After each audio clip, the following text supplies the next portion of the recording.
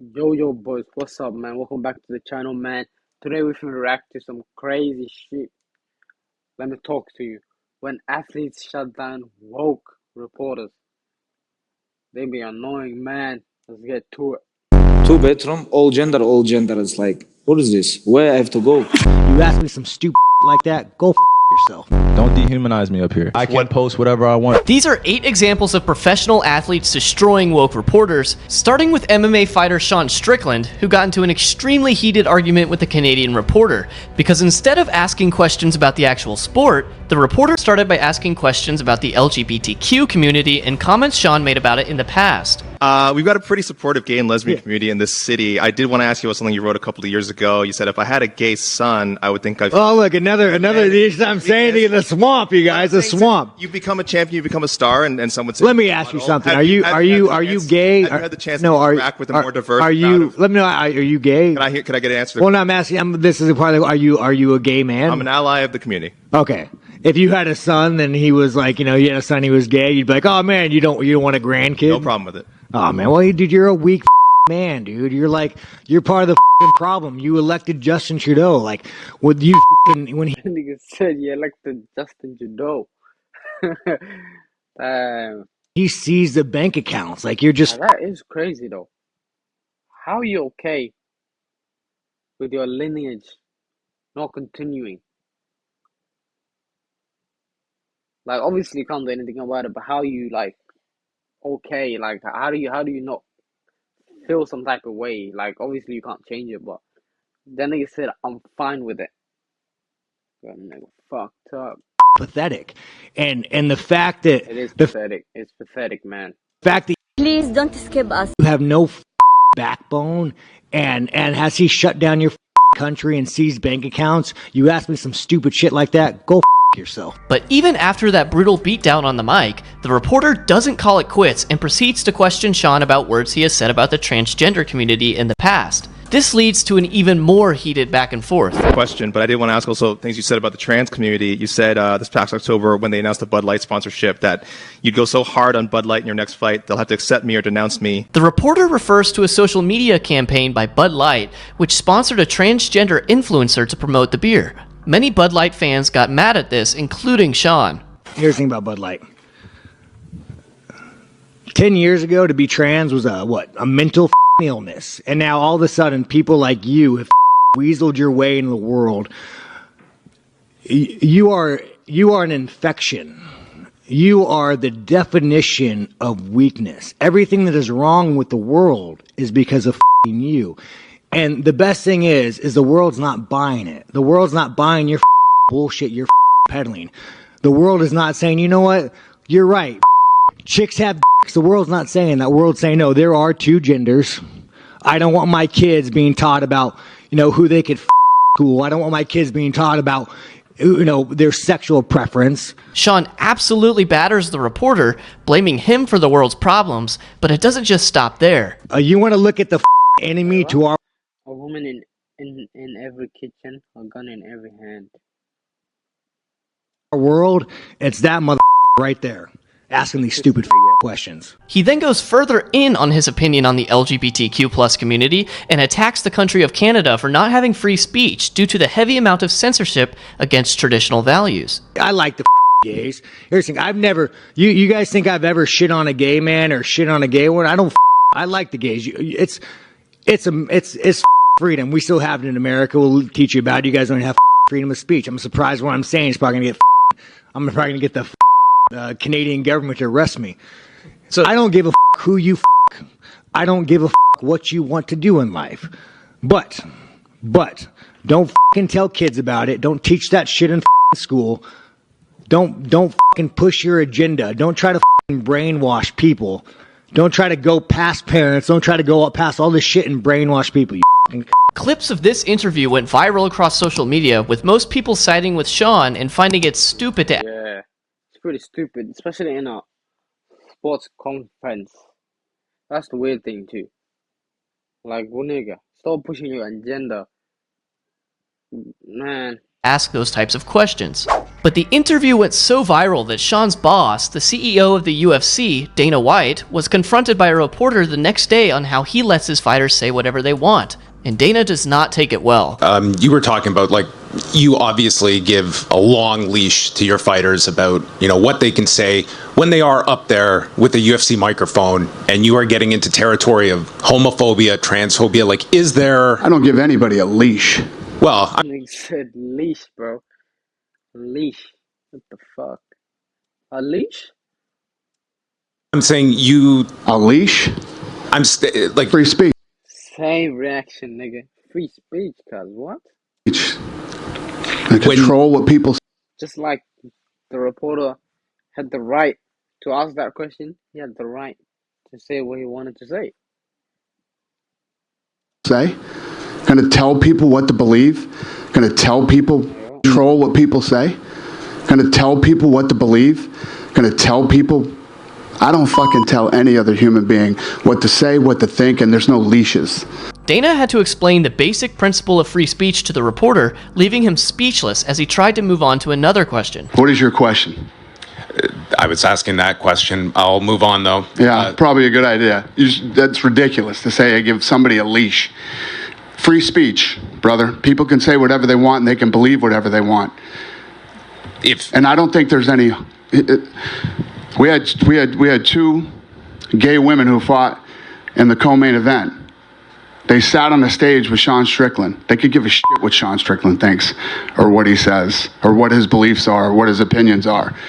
You know what I mean? In a world where most sports leagues are trying to limit what their athletes can say to comply with the woke agenda, Dana did not care at all and stood on business. But switching over to He said, stood on business.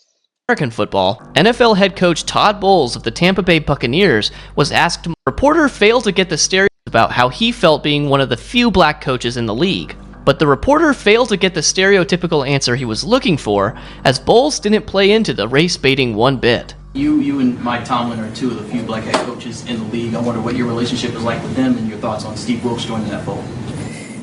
I have a very good relationship with Tomlin. We don't look at what color we are when we coach against each other. We just know each other. I have a lot of very good white friends that coach in this league as well, and I don't think it's a big deal as far as us being coaching against each other. I think it's normal. Wilkes got an opportunity to do a good job. Hopefully he does it. And we coach ball. We don't look at color. Yup, that reporter just asked the coach if he and two other black coaches were friends solely because they are both black. And even after Bowles shut This nigga got the... You know what I've said? Go fuck yourself. That's what I would have said. down the question, the next reporter doubled down on it. But you also understand that representation matters too, right? And that when young aspiring coaches or even football players, they see you guys, they see someone that looks like them, maybe grew up like them. Nigga, what? Shut it down, dude. You got the power. That has to mean something. Well, when you say you see you guys and look like them and grow up like them, means that we're oddballs to begin with. And I think the minute you guys stop making a big deal about it, everybody else will as well. And once the clip went viral, everyone was agreeing with his response and were weirded out by the type of questions the reporters were asking. They praised Coach Bowles for recognizing it and flipping it against the media for grouping the three black coaches up. But this next moment involves a world-famous tennis player, Rafael Nadal, responding to a reporter who asked him about the gender pay gap in tennis. Quería preguntarte que, a pesar de que aquí no pase y que en los 4 Grand Slam haya equiparación salarial entre mujeres y hombres, en muchos otros torneos esto no ocurre. ¿Qué opinión te merece que las mujeres cobren menos que los hombres en el tenis y que en qué crees que se basa esa desigualdad? Gracias. Pues no lo sé. No sé en qué se basa en el fútbol, o en el golf, o en el modelaje. No sé. ¿Por qué las mujeres ganan más que los hombres en el tema de la moda? Pues no lo sé. Pero ahí sí que tampoco hablamos Nigga, like, come on, nigga. todo el día de diferencia salarial. He brought up a great point about how female models on average make significantly more than male ones, but no one ever complains about that. He then talks about how the media cares more about popular headlines than the actual answer and likes to twist his words. Entiendo tu pregunta, pero es que llegamos a un momento dado que estamos haciendo todo el rato preguntas capciosas, preguntas que estamos buscando todo el rato la polémica, ¿no? Y os interesa más un titular que pueda vender que lo que yo digo, pues no te voy a contestar más sobre este tema, porque creo que contesto habitualmente de manera coherente y correcta. Y son de las personas que más quiero en este mundo, o sea que más quiero yo que los hombres y las mujeres seamos exactamente igual y tengamos todos los mismos derechos, ¿no? A quien gane más, quien gane menos, que no por ser hombre o por ser mujer se gane más o se gane menos. Se tiene que ganar más o se tiene que ganar menos por la calidad de tu trabajo o por lo que tú seas capaz de vender o generar. But similarly is this next athlete, wrestler and MMA fighter Ronda Rousey, who was asked about her thoughts on the gender pay gap. Just another quick one about Angela's question on equality just before. We've got quite a large pay dispute happening with our Australian women's soccer team at the moment. Is it frustrating for you as someone who's so prominent in your sport? And we heard you say on the Ellen show the other day you are the richest fighter in UFC, that sort of thing is still going on? The richest fighter in UFC? First cap. What? Yeah, hold up. What?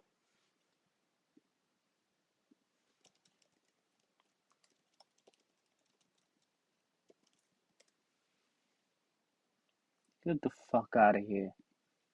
I think that how much you get paid should have something to do with how much money you bring in.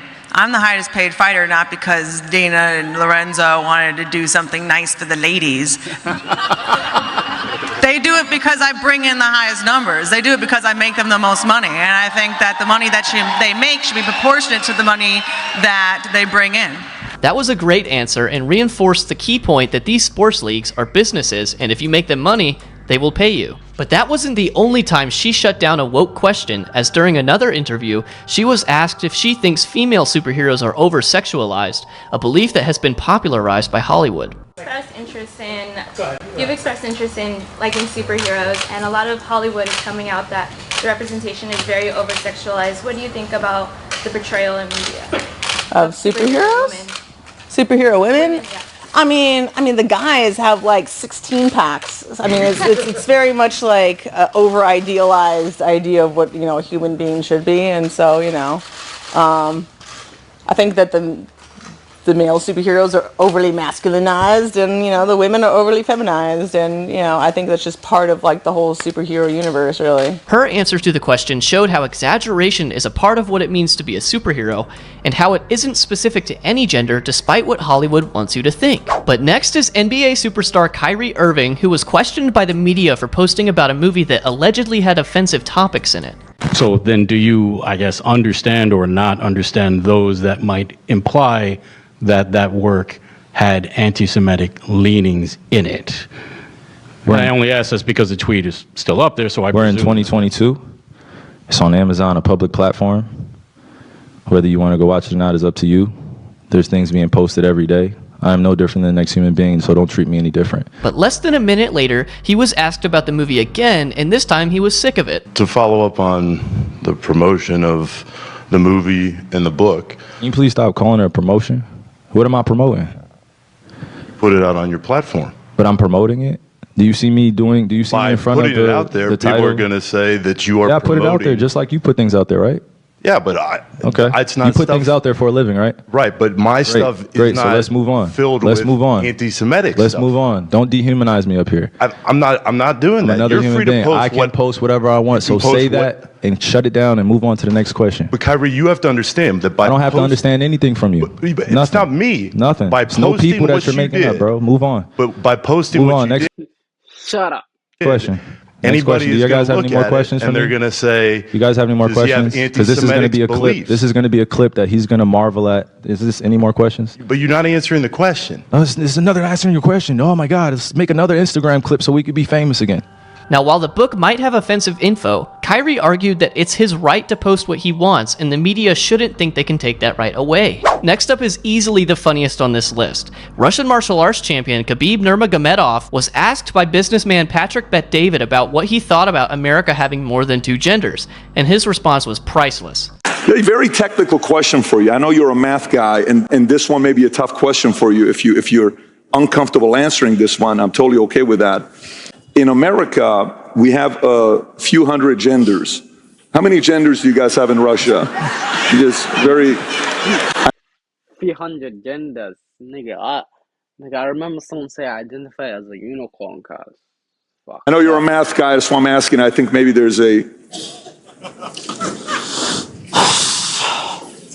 Like...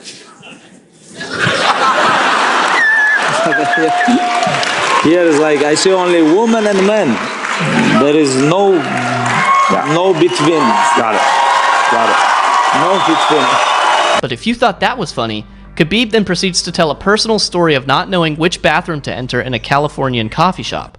It's crazy. It's like first time in my life, couple weeks ago, and I was in California. I was like on coffee shop. It's like, I really want to go bathroom. It's like, can I go bathroom? Okay, they told me code, and I'm coming like 2 bedroom, all gender. It's like, what is this? Where I have to go? First time I see it, like I stopped, like I stayed like 5 seconds there, like, where's woman? Where's man? I locked the door.